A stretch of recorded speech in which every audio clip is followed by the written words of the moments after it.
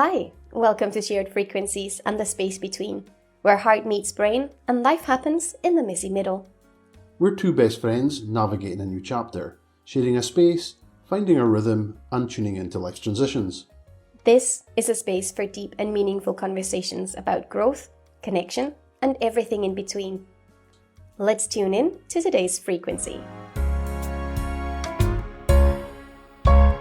Hello and welcome to episode 12 of Shared Frequencies and the Space Between.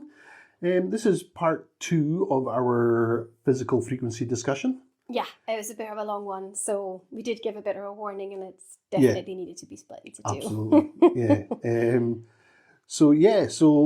We also promised we were going to let people know where our brains kind of went to and came up with in terms of the name and spelling it PH. Yeah, and also, as PH, always, PH. I'm Elle.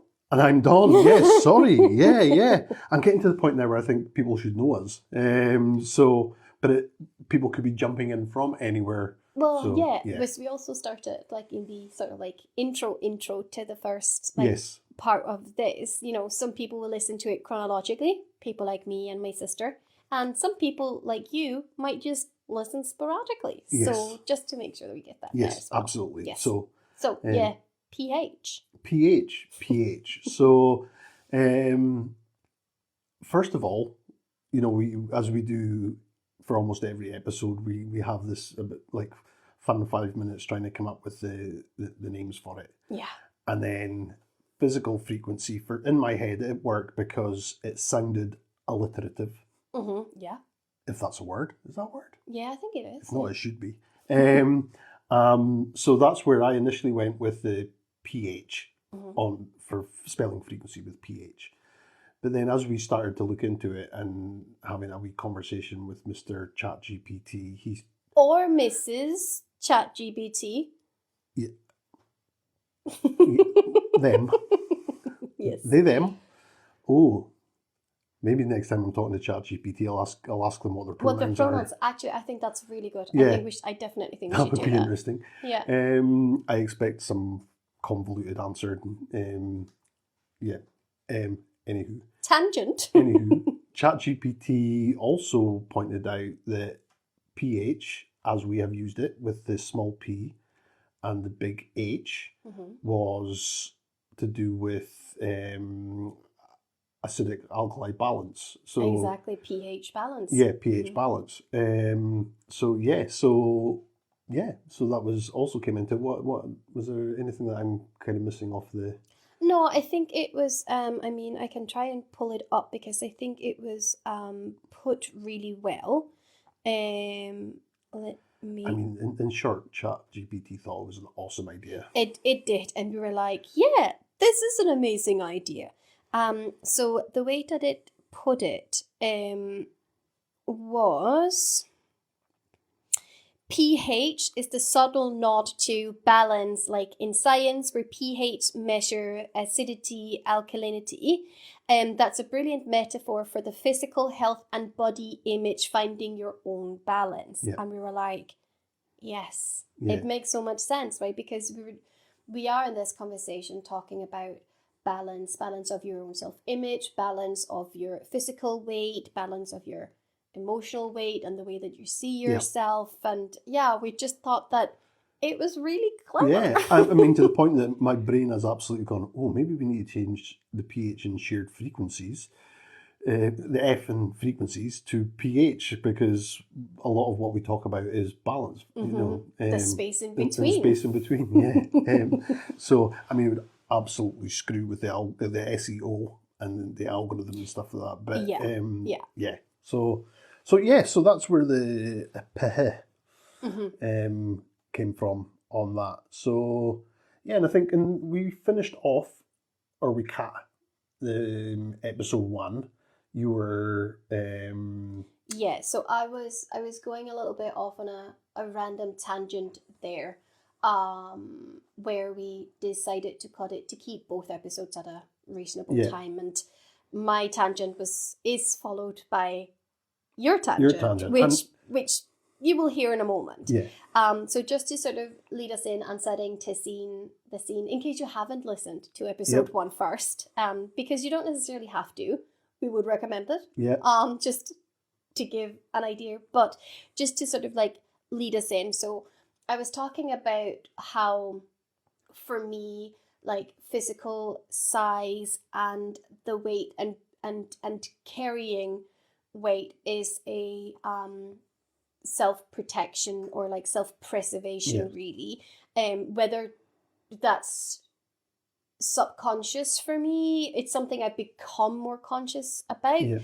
But that whole, like, if I am unhappy with my body and if I find myself unattractive, then I will carry myself differently. I will carry myself in a quotation mark unattractive manner, and therefore I won't appear to be attractive, and therefore I won't get the unwanted attention.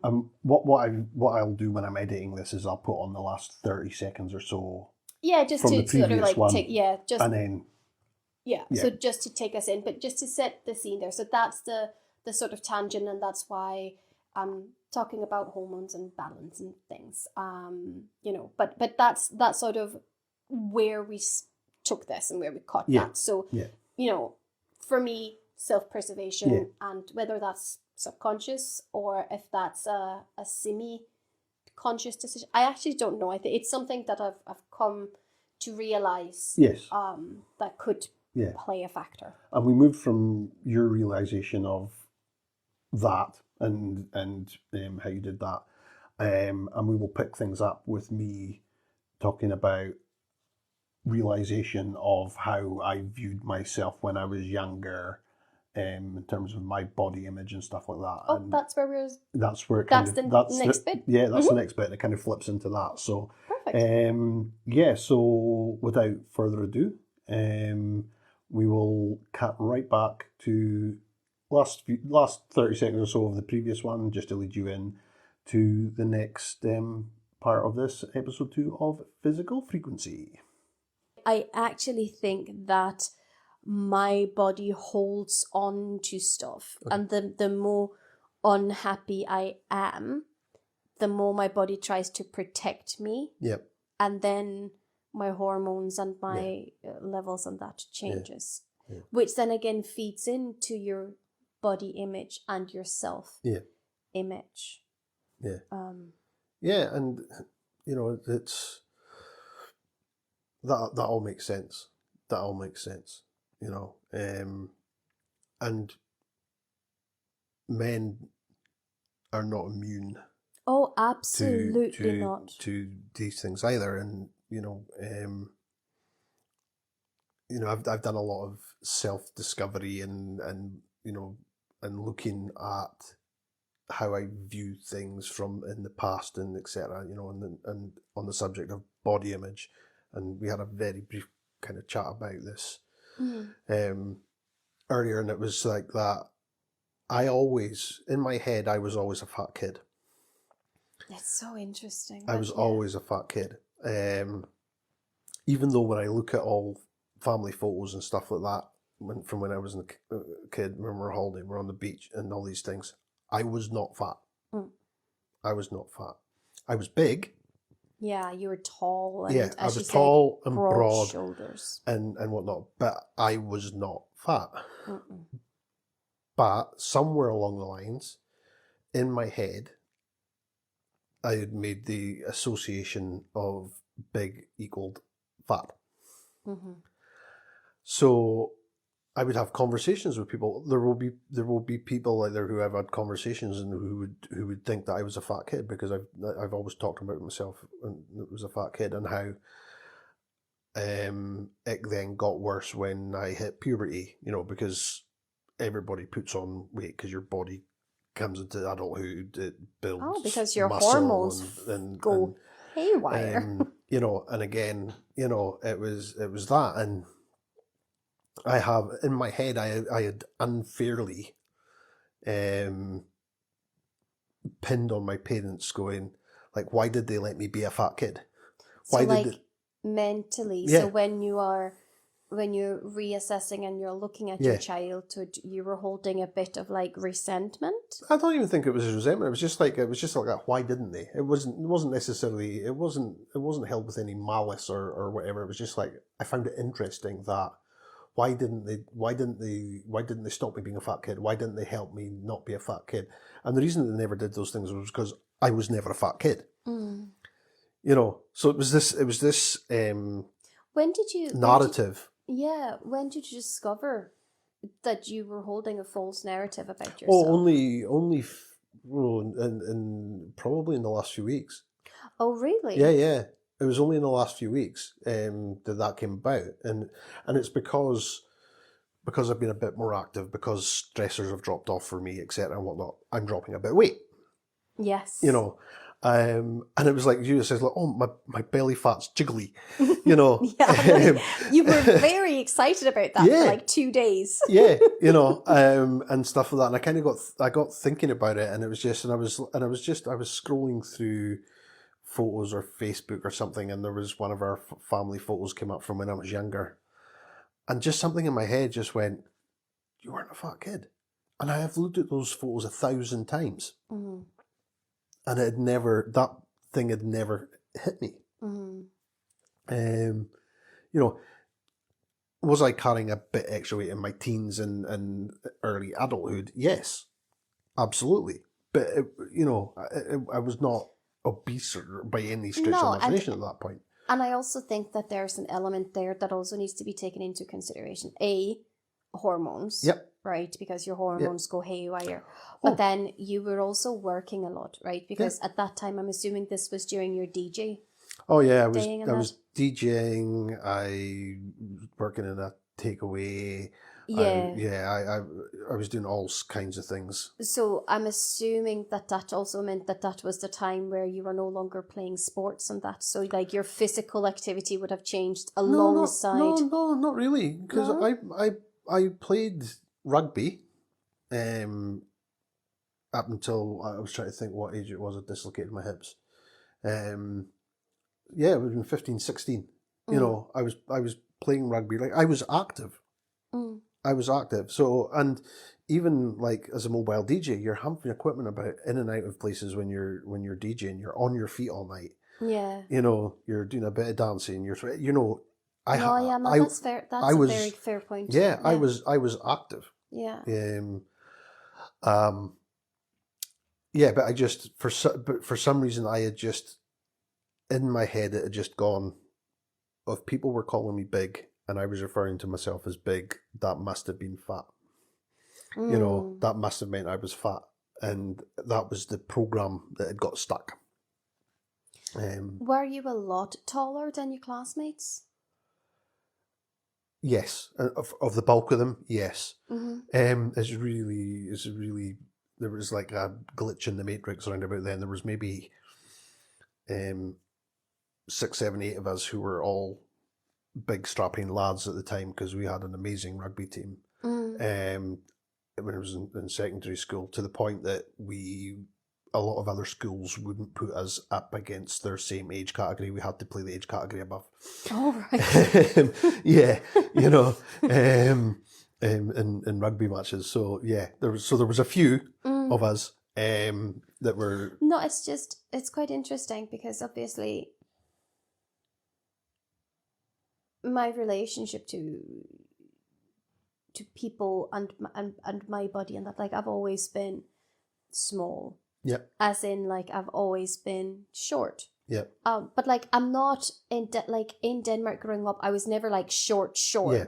You know, I was very average size, but like just like slightly on the lower side. But there's this one guy in my class. Really amazing human being. Now, I didn't have a lot of friends in school, but like he was just really friendly, and he was just so kind and so sweet and really funny. But I I also think he might have had a little bit of the same experience because, like, he was not fat. Yeah. Again, he was not fat, but he was tall, and again, broad shoulders. Like, he was just a big human being, right? And as we did go into sort of like puberty, again, he did put on a little bit of weight, but he was never fat. But I'm pretty sure that he was bullied about that. Yeah. Oh. Like, and I've never, like, I've not thought about this guy for probably 20 years. Probably 20 years. And am I going to have to go down a social media stalking session? Yes, I will. Yeah, and bullying of. Were you ever bullied about it? Or were you too sort of like an authority No, but bullying took a slightly different form. Do you want to talk about it? Yeah. So what happened was, as the big guy in a male environment type setup. Do you want to put a decade on it? Is that relevant or no? Well, it would have been what, early 80s. So, yeah, early mid 80s. So no kid gloves. At a time, no, but also at a time when, or at an age when puberty, testosterone, all these things, the macho thing and whatnot. So I found myself being challenged because everybody wanted to beat the big guy in a fight or whatever, you know. And I was not a fighter. You know, I could look after myself. Yeah. But because my dad made sure that we could all look after ourselves. But it was just also the girls. Oh yeah. I mean, I can definitely see a couple of your sisters throwing punches. Yeah. Oh, I can definitely see it. Yeah, absolutely. But it was just they were included as well. Yeah, they were absolutely included. And don't get me wrong, we would protect them where it was warranted. But they could look after themselves. Yeah, they could look after themselves. But we were always taught that, like, we never started anything. But if somebody else started it, we finished it. That was, and that's a whole different discussion. But yeah, so bullying kind of took a different form. It wasn't, it was a power struggle thing. Right. Or a perceived power struggle thing. I didn't want to be the alpha male. I didn't want to be the top dog. I was not interested in that. But because I was biggest, because your physical presence was that, it was assumed that by a lot of people that that was just it. And if they wanted to be alpha or take the alpha down, then that's kind of, and it wasn't very often a fair fight either. Or people wanted to see Battle of the Giants. There was that group of big guys, so that people would start sowing. Pitching you out against each other.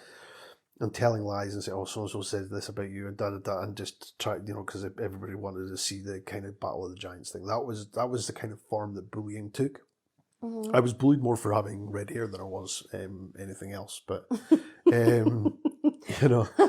mean, having been in Scotland, that's a bit of a silly thing to be bullied for. Yeah, but it was just like, but again, it was not bad.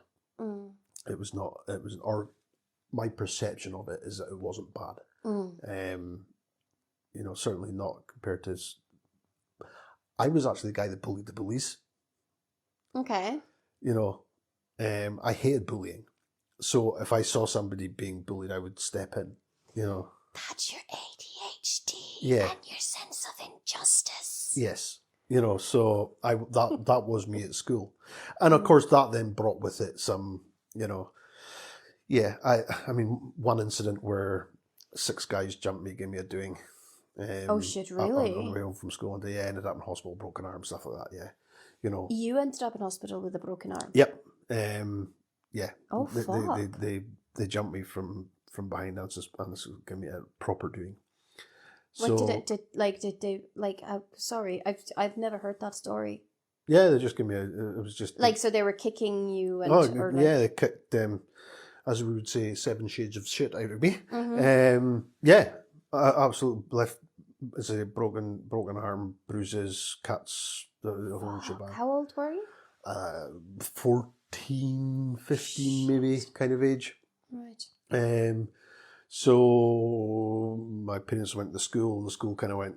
It happened off the school grounds. We're not taking like they wipe their hands of it and this, that, and the next thing. So I was like, okay, fine. If you're not going to deal with it, I'll deal with it. And I got them all back one by one by one. Apart from one, who I couldn't get outside school. He knew I was after him. I couldn't get him outside school. So purely by chance, at the end of one of the school days, I went for a pee on the way out, and here he was. So I took my opportunity, and I was leaving, and he came out shouting after me like down the corridor. The deputy headmaster heard it. We got pulled in. I was in the wrong. Because I had sought revenge on school property, so the school had to deal with it. Right. And this was like Thursday before we broke up for the October holidays, which is the 2-week tatty holidays, as we call them. They were called the same thing in Danish. Yeah. Back in the day. You know, so the deputy headmaster said, look, we can't let this go unpunished. So they suspended me from school for 2 weeks. And that just so happened coincide with the October holidays. So yeah. So that was the kind of thing I faced. I mean, that's a very elegant solution from the deputy headmaster there. Yes. Very elegant solution. And I didn't at the time, but I respected it afterwards. It was just kind of like, he had to operate within his rules, as we kind of all do when we're adults. So that was it. But yeah, so I don't think I had a tough time with bullying in that regard. No. You know, so, but yeah, that's what it was, you know, and it was just, you know, I had 2 older brothers, but they were gone from secondary school before I was there. Yeah. And things. So I didn't have that protection as such. You know, so yeah. My younger brother was considered more of a school bully than I was, in that regard. But that's a whole catalogue of stories. That's a whole catalogue of other stories that are not for me to tell. But yeah, and that was from primary school. You know, I mean, there's a reason why your nephew is the way your nephew is. Yeah. Oh yeah, like father, like son. Yeah. Yeah, really intelligent, really clever, and too clever for their own good, I think. Yeah. Probably. Which was a family trait, I'll be honest, in my family. Yeah. It's so growing up, yeah. At the time, I don't recall having any issues with my body image when I was younger or things like that. It was only this perception. Aside from thinking that you were fat. Well, no, but when I think about it, that's only how I look back at it. Right. In the moment, I don't necessarily think that was there. Do you know when that started? Like when you started applying the fat filter? Let's try and be very hip and. No, I don't. Yeah. I don't. You know, I just know that it's a thing that kind of, yeah.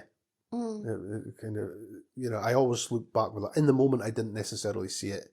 And as I say, in my mid to late teens, I was carrying extra weight, you know. I'm not saying I was, like, my body fat levels were elevated, shall we say. I had a bit of a belly, you know. But I would never look at that and say, that's a fat person. So yeah, where and whatnot, and I don't know. I will continue to dip into it. Unpack that. Yeah, as and when. It's not something that it's kind of like, oh, okay, that's it. Interesting. I'll park it. When something else comes up, I'll have a look at it again. It's not something it's in the past. You know, it's not something that I'm gonna stress over or feel a need to actively dig into. Really, I think I'm in a far healthier place now in my attitude towards my physical health as well as my mental health. But you know, and a far more realistic place in terms of what I do, how I deal with it. Do you want to dive into that? Yeah. So, I've talked about this before. I had a nervous breakdown in my mid-20s. As a result of that, I became very inactive, very sedentary. Didn't go out over the door of my parents' house for 2 years. Packed on so much weight. Ballooned to 30, just over 35 stone. I don't know how much that is. I don't know how big that is.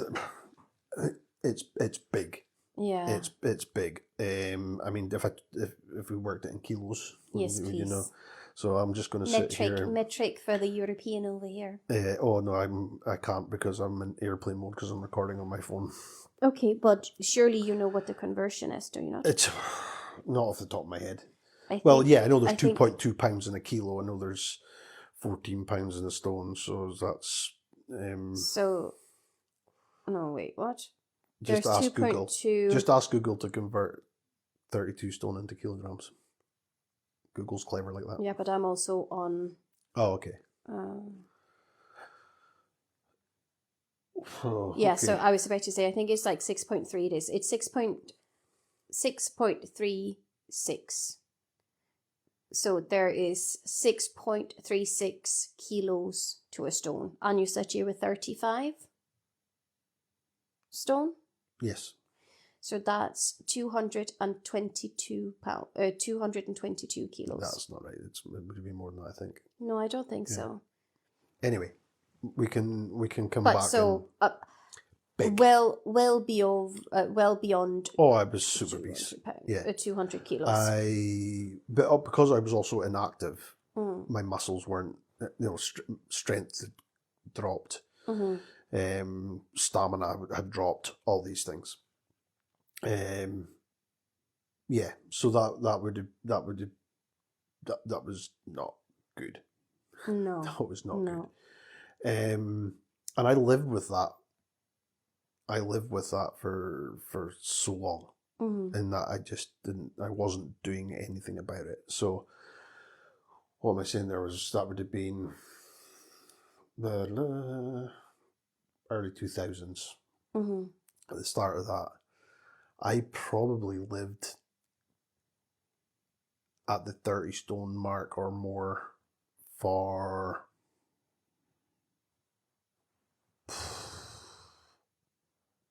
way too long. 10 years. Oh, okay. 10 years, yeah. Obviously it took a time to get up to that, and then I was living with it for 10 years, and I wasn't doing anything about it. I was, if I needed to go somewhere, I drove there. I parked as close as I could. I didn't, I wasn't doing anything to improve the situation. Do you think that was because you were so hyper focused on trying to just cope with the mental health element that the physical health element just became so secondary? I don't know, Elle. I think it was just denial. Oh, okay. There was a lot of it was just denial. It was like, I'm doing things. I'm getting places. Why do I need to lose weight? I was kidding myself on that it wasn't an issue. Or like the whole with, I wear Velcro on my shoes because... I don't wear socks because I hate wearing socks. Right. Okay. As opposed to, I don't wear socks because I can't actually bend down and put them on. Right. Yeah. Yeah. That, and you make up all these things that you use to go, it's not a problem. The lies that we tell ourselves. It's not a problem. Exactly that. It's that lies that we tell ourselves. But then on 17th of February 2017. I love that you know the exact date, and I love that it's almost like is it a palindrome? Yes. Yeah. I woke up that day and went, right, today's the day it changes. Today's the day I start doing something about this. I do not know to this day, I do not know what triggered that or started that or set me on that journey. It doesn't matter. It doesn't matter what it was. So that was it. It was kind of like, right, okay, and today I start, and it was simply like I would go out and walk 500 steps, and I would do that for a couple of days, and then I'd walk 600 steps for a couple of days, and then I'd walk 1,000 steps for a couple of days, and just start slowly building up my movement. You know, Sorry, just like, did you count them like in your head? yes. So you were so like hyper focused on the Yes. task that you would be like, Yeah. 250 steps in this direction, turn around, 250 down. Yeah. You know, and that was because that's where I was at. You know, that's how low my my physical fitness had got to as a result of it. As I say, it wasn't just the weight; it was the muscle tone wasn't there, etc. So I started on that path, and then my brother ran the Beast Race that year, 2017, and I went, I'm going to do the Beast Race next year. So I'd kind of given myself 14 months to go from 500 steps. 500 steps to a 10-kilometer assault course. You know, that has the Dawn trademark Yeah. stamped all over it. Yeah. It's very impressive and like just pure insanity. yeah. But once I say I'm going to do something, Yeah, you're once I lock into it, I'm locked into it. You're like a dog with a bone. So I started working towards it, and I was trying to find ways to understand weight loss. Okay. Because nothing made sense to me. All these fad diet things didn't make sense to me.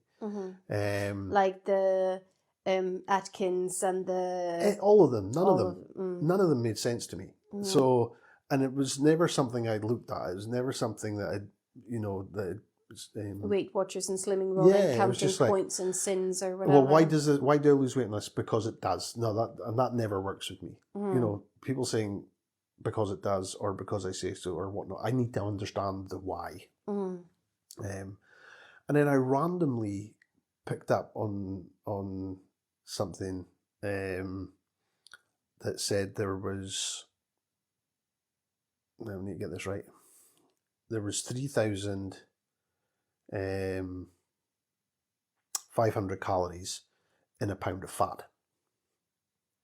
3,500 calories in 1 pound of fat. In 1 pound of fat. Okay.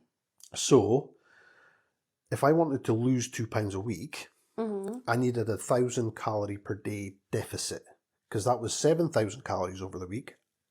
And to fill that, it would need to burn 2 pounds of fat. And that was the breakthrough moment for me in terms of weight loss. Because at that time, I was obese. I needed to lose weight. I needed to be focusing on losing weight, as well as moving and doing these other things, but I needed to be focused on losing weight. I never had a target weight in mind, like an end goal. Like a scale weight. No, I was like 2 pounds a week. That was what I wanted to do. And that worked on so many levels. And it was shortly after that I did my life coaching and NLP diploma and stuff like that, where I was starting to get this real understanding of how we speak to our brains and make our brains work and get over things. So that was my target, 2 pounds a week. And that was doable. It wasn't a ridiculous amount. And it was also like having that weekly 2 pound target. If you slipped that 1 week, you were like, oh, okay, but it's easy to get back on track. Or if you go, I'm going to lose 10 stone in a year, and you get to the end of the year and you've not lost the 10 stone, that's like, that just becomes a whole huge catastrophe.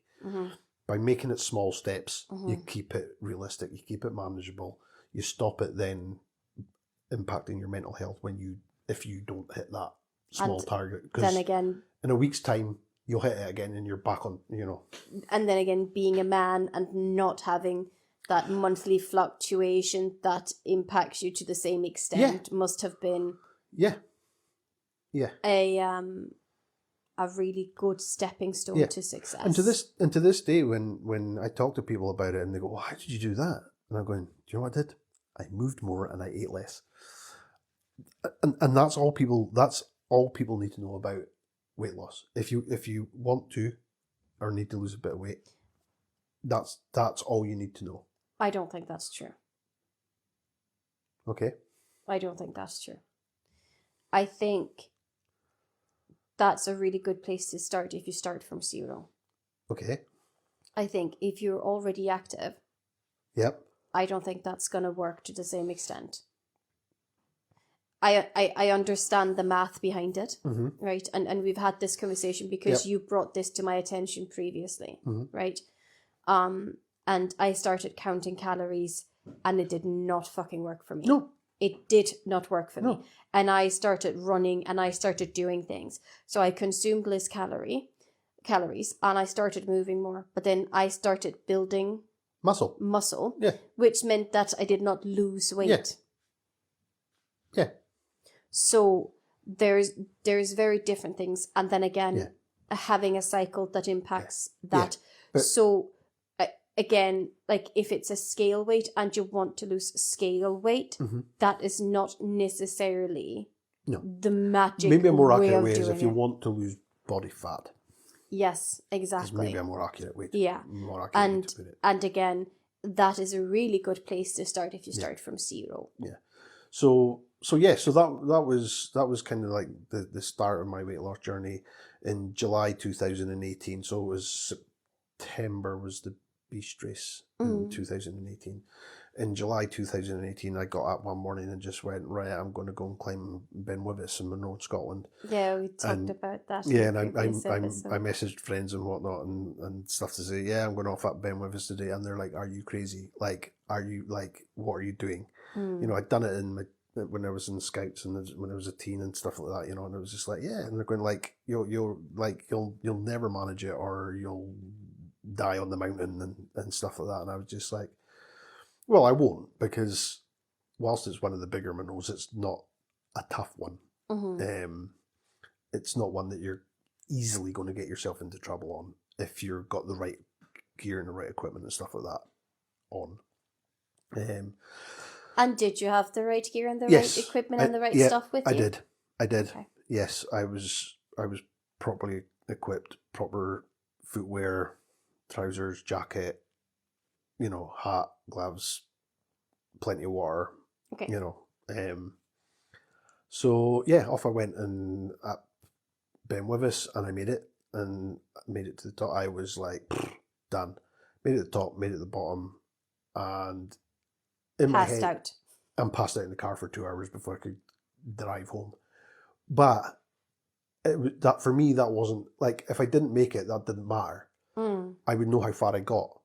So I could then use that as a measure of where my fitness was at in my head. You know? Yeah. That makes perfect sense. So yeah, so that was that. And then by the time that came round to the beast race, which was 14 months after I'd originally said I was going to do it. So I think I was about 31 stone. Okay. When I decided I was going to do the beast race, and I lost 12 stone. That's incredible. In 14 months. I dropped 12 stone in 14 months because I actually had a t-shirt on it that said 12 stone down, 10 kilometers to go. And the beast race, that was one of the best things I ever did. Like, absolutely, I loved it. The support from the other runners, you know, I think just about everybody passed me. I didn't finish last, but I think everybody that passed me, like, just words of encouragement, keep on going. You know, and it was because it was an obstacle course. Yes. You're not running a straight line. You're not running, you know, you're just, all you're thinking about is getting to the next obstacle, getting through that, getting to the next obstacle, getting through that. So mentally, again, like I'd done with my weight loss 2 pound a week thing, it was all about that. The steps. Small goals. Increments. So yeah, and I ended up doing 3 beast races in total. You did one with me in 2021. Yep. Probably. Yeah, it was 2021. And then they stopped them, which was really sad for me because that was kind of like my annual thing to work towards. Yeah. And I started looking around for another thing that I could use to push and challenge me. Took part in a dance competition, in an amateur dance competition for charity.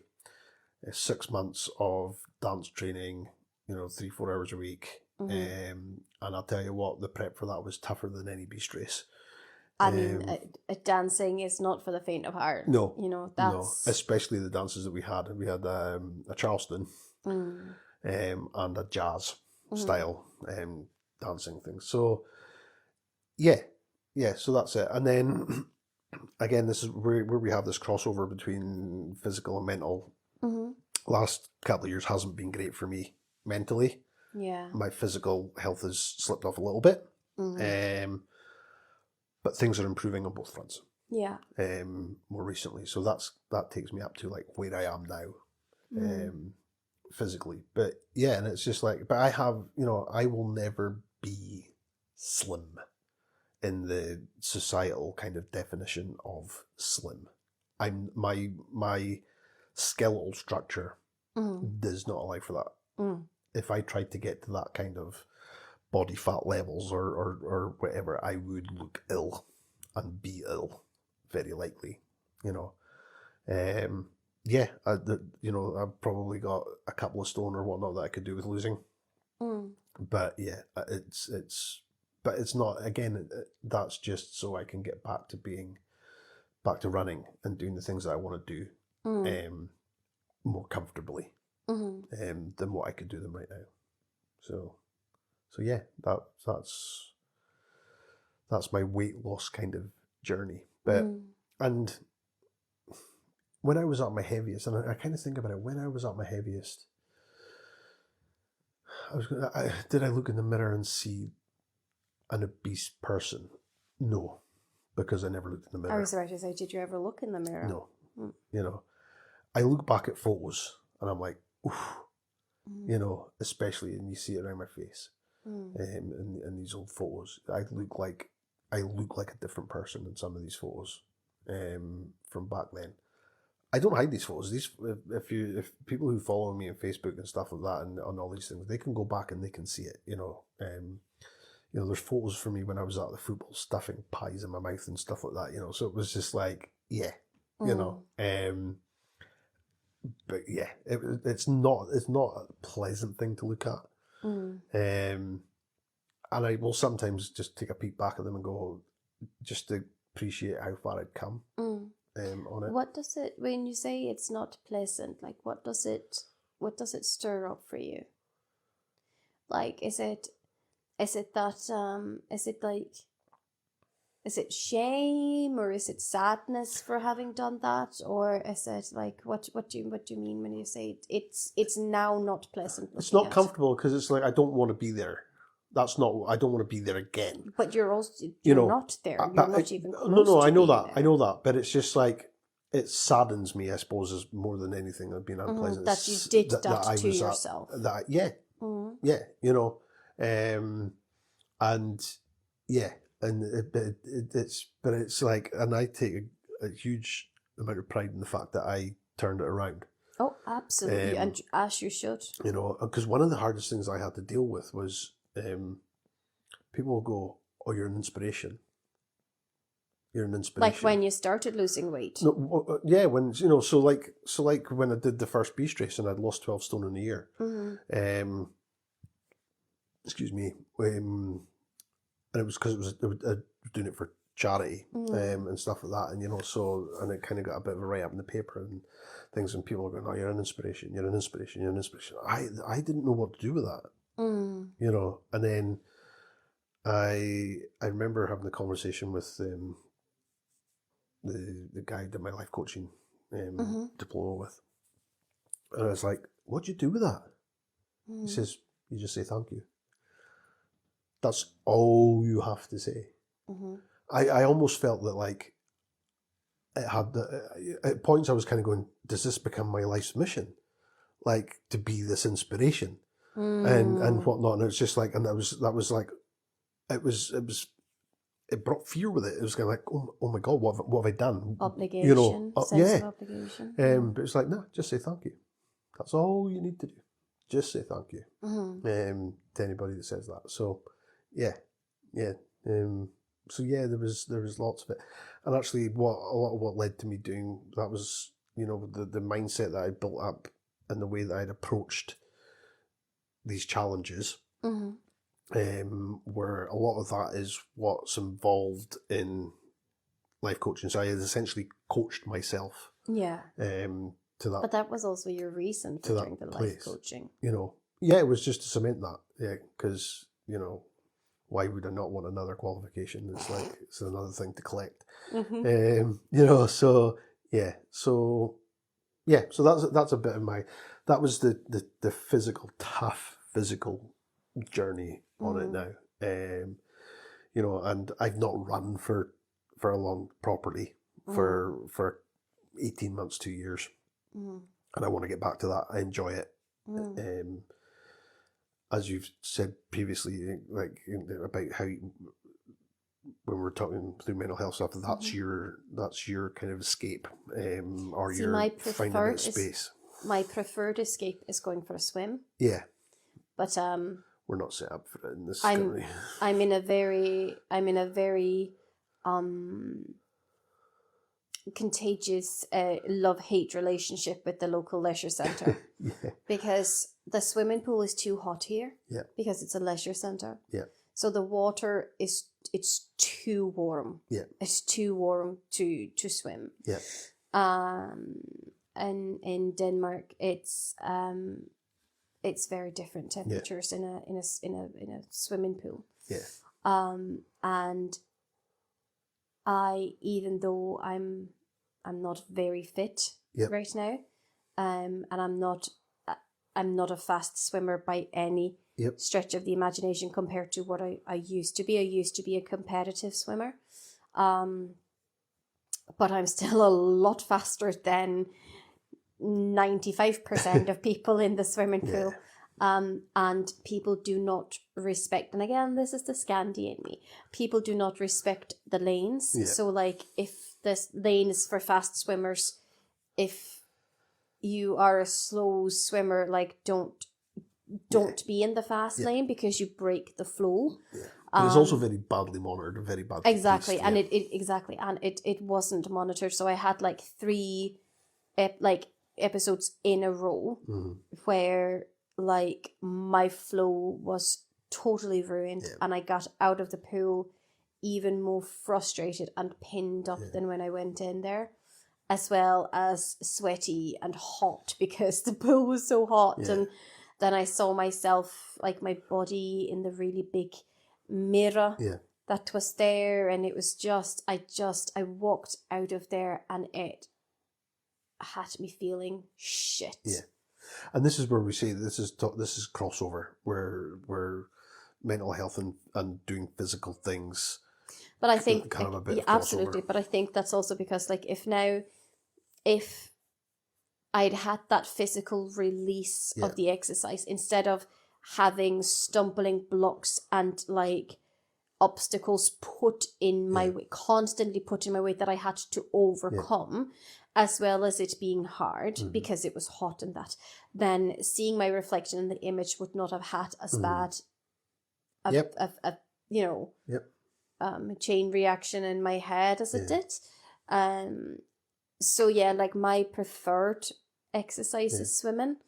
I love it because it's just me and no one else. But I do enjoy going for a run, especially because that means that I can exercise my dog as well. Simultaneously. You know, so that's what I'm going to get back to. I'm going to get back to the park. But that's the thing. So you can go back to running and you can run with my dog and give her exercise, and I can get back to swimming. Well, the thing is that I enjoy swimming anyway. I would not consider myself but a I don't want to be going swimming and then having to do like massive exercise for the dog. That's too much exercise. Well, just take your dog swimming. I don't think they would enjoy that in the pool. No. And I don't swim in the sea. Yeah. I was thinking about that. I enjoy. I wouldn't consider myself a great swimmer. I would say I was a competent swimmer. I mean, you did have that aneurysm.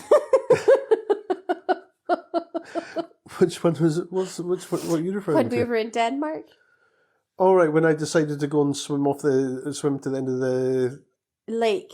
Yeah. And then back again. And back again. Yeah. So that was like I loved that. That's probably my last physical challenge. The dog was very distressed. Yes. Yeah, she did not have faith in you. No. She did not have faith in you. But yeah, so I don't even know how long that was. I think it was 500 meters each way or something like that. I don't know. It felt like much more by the time I got back. But it probably was thereabouts. I think. Yeah. Yeah. It's not like a big lake, but like it was like it's an old quarry. Which means that it's very deep. Yeah. But that also means that it's really fucking cold. Yeah. So when you get out into the middle of it, it's really, really cold. Yeah, I discovered that, yeah. Yeah. I mean, I tried to tell you, but you were not in a state where you were able to take in information. No. And then you just got it in your head and you're like, oh, well, I'll get to the other side. And if it's too hard, I'll just get up and I'll walk back. Yeah. And then you got in your head that you had to complete it, and you did it. And I was like, but it was also I wasn't told in the sea. It was fairly narrow, so I knew if I started to, I could get to a side. I'd kept an eye on you, so I would, I would be able to get you again, because I'm a decently fast swimmer, and that's like it would not have been. Anything else you want to kind of talk about? No, I don't necessarily think. I'm sure we'll talk about some of the other things. Because this is, as we say, it's a work in progress. So it is a work in progress. It's a work in progress. So other things other opportunities will present for anything. We kind of afterwards going, darn it. Yeah. We could have talked Is there anything that you feel like that you wanted to talk about or talk to that we haven't touched on? No, I think it's just, I talked about my vitamin B12 deficiency. I've had other physical things. I've broken more bones in my body than I care to mention. Between the ages of 6 and 16, I had broken a bone or had to get stitches or something of some kind through misadventure. And things. That's what I'm saying. I was an active child. So when to tell that story alongside this thing I had in my head, I was a fat kid. It's just like when I look back at it, I go, how does that just doesn't fit? When I was 6 years old, I had an appendicitis that actually burst. 2 hours to live when they eventually got me into the operating theatre. I dislocated both my hips. So I have put my body through the wars on every front, including abusing it by not exercising it for long periods of time and stuff like that as well. So I'm extremely grateful for the fact that I am, for the most part, healthy, physically healthy. And I'm also extremely mindful of the fact that I'm at an age now where I have to look after myself. I have to look after myself. Things wear and tear, general wear and tear. Oh, absolutely. Start to become more prominent. It's. I feel grateful to have a relatively sound physical makeup on it, good genes. I always get very impressed with our body's ability to protect us and take care of us, because I generally believe that our bodies are not here to work against us. No. And I've never had any massive health scares, really. So I've never had that. I've never experienced that thing of feeling like your body is your enemy. Yeah. Now, I know that there's a lot of people who have had that experience and might currently be living through that, whether or not that's your body experiencing PCOS or endometriosis or leukemia, cancer, other cancer forms, respiratory issues, nerve issues, if you've had, whatever ailment your body goes through. I've never experienced that sense of being or just feeling foreign in your body if your sex marker does not match your gender marker, and feeling that foreign and uncomfortable in your own skin. So to that extent, I've never experienced that. I do have a weird relationship with my body, but that's more of a physical thing. But I generally believe that our body is here to protect us, and it's here to help us understand and put us in perspective relative to other things in the world. It is, in quotation mark, just a meat suit, but it's a very high functioning, high design meat suit, quotation marks. And we have to listen to it. Exactly, and that's that was where I was working my way to. And I think like listening to your body and honoring your body is really important. And that element of gratitude that you just talked about, I think that's really important. And that's the thing that I'm struggling with at the moment. It's easy for me to be grateful for being able to move freely and like not having any pains and not being physically challenged or unable to do certain things, and just being able to live without any barriers being put in my way in a physical sense. Well, apart from high shelves. But they're not. I just climb up on the kitchen counter. That's not a barrier. You know. But like what I mean is I'm not wheelchair bound, so actually taking my dog for a walk is not a problem because curbs is not an issue. Or I'm not unsteady on my feet, so making steps and things like that. Like, you know, I'm very blessed, and it's very easy for me to be grateful for that. But it's very difficult for me to embody being grateful for my body protecting me when my mental health is low. That's really hard. And that's again, really, really, really hard. And again, that's another one of that like crossover points, you know, between the mental and physical. And that's why, there needs to be a lot more appreciation for understanding of and work done to support the connection between mental and physical health. I mean, the connection between mind, body, and soul. It's, you know, it's there. It is there, whether or not you can quantify it. And to measure it, but it's okay. To finish off, yes. If you could, and it's like old time, almost cliche type finishing off thing. If you could give just a quick message to a younger you on the subject of physical health, what would it be? That very much depends on which version of me, what age, because the message would differ so much. I think if I was talking to like child me, like 7-year-old me, I would be like, just do what makes you happy. And you will feel happy. So if you're happy running in the forest, go do that. If you're happy moving your body or swimming in the sea or riding a horse, do that, and finding happiness in that movement will spill over to the rest of your life. If we're talking to, you know, 16-year-old me who was struggling with the divorce of my parents and the change in my body and the very physical boundaries that were crossed for me. You know, my message to her would be, well, actually not 16, she was 14. You know, my message to her would be like, your worth is not in that.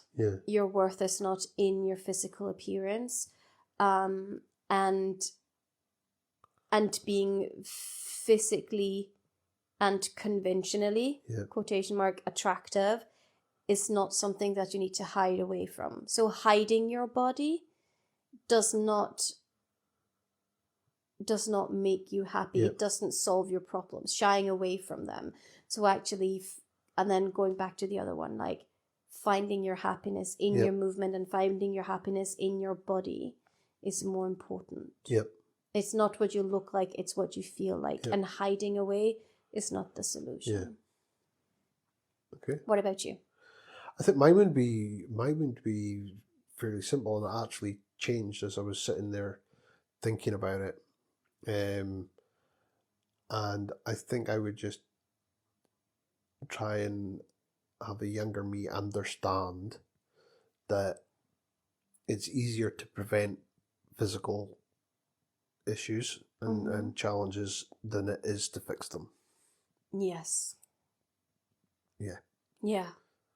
You know, That's very good. and also the body is capable of absolutely great things. Yeah. That's not necessarily a lesson for them. It's just an observation for them. Is, you know, with the help of the mind. With the help of the mind. So Yeah. you know, sometimes do let your mind push your body, because it will amaze you what it can achieve. Yeah. Absolutely. Yeah. Right. Yeah, so that kind of brings us to the end of part 2 and the completion of our 2-part chat around physical frequency, physical health, body image, and everything you've basically just listened to. We will draw it to a close. Yeah. Okay, thank you for tuning in to Shared Frequencies and the Space Between. Despite this conversation taking some twists and turns, we hope that the conversation today has helped you find a little more clarity in your own space between, whatever that might look like.